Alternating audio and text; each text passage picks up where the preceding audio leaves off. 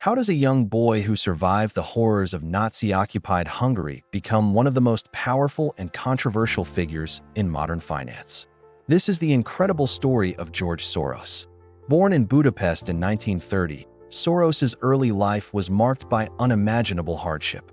During World War II, his Jewish family had to hide their identities and use forged papers to survive the Nazi occupation. This harrowing experience taught him invaluable lessons about risk, survival, and the fragility of societal structures. After the war, seeking a new beginning, a 17-year-old Soros made his way to London in 1947. He enrolled at the prestigious London School of Economics, working odd jobs as a railway porter and a nightclub waiter to support himself. It was here, under the tutelage of the philosopher Karl Popper, that he developed his theory of reflexivity, an idea that would later become the cornerstone of his investment strategy. His journey into the world of finance began humbly, with a job at a merchant bank in London. But Soros had bigger ambitions. In 1956, he moved to New York City, the beating heart of global finance. He started as an arbitrage trader and then became an analyst, quickly earning a reputation for his sharp intellect and unconventional thinking. Unlike his peers who focused on individual companies, Soros was fascinated by the bigger picture. He delved deep into macroeconomic trends, studying how political events, government policies, and human psychology could send massive waves through the global markets. He wasn't just watching the game. He was figuring out the rules that governed the entire stadium. In 1973, Soros took the biggest leap of his career. He co-founded his own hedge fund, which would eventually become the legendary Quantum Fund. This was his laboratory, where he could test his theories on a grand scale. For years, the fund delivered spectacular returns, but it was one single, audacious move that would etch his name into history.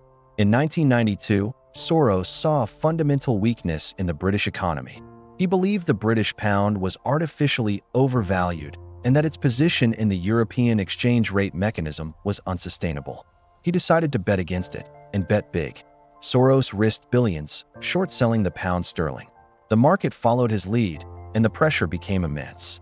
On a day that would forever be known as Black Wednesday, the British government was forced to withdraw the pound from the mechanism, causing its value to plummet. While the Bank of England was left reeling, Soros and his quantum fund walked away with a profit of over $1 billion in a single day. He was instantly dubbed the man who broke the Bank of England, a legendary, almost mythical figure in the world of forex trading. But Soros's story doesn't end with financial conquest. Having amassed an enormous fortune, he turned his attention to philanthropy. He established the Open Society Foundations, pouring billions of dollars into causes like human rights, education, and public health across the globe. He became a vocal advocate for what he called open societies, democracies where debate is encouraged and minorities are protected. His journey from a survivor to a speculator, and finally to a philanthropist, is a complex and fascinating saga.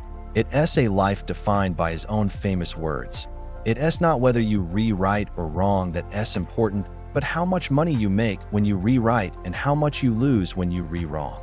This principle, forged in the fires of his youth and honed in the chaos of the markets, is the key to understanding the incredible legacy of George Soros. Thanks for watching. If you found this story fascinating, be sure to like, subscribe, and hit that notification bell for more deep dives into the lives of financial titans. See you in the next video.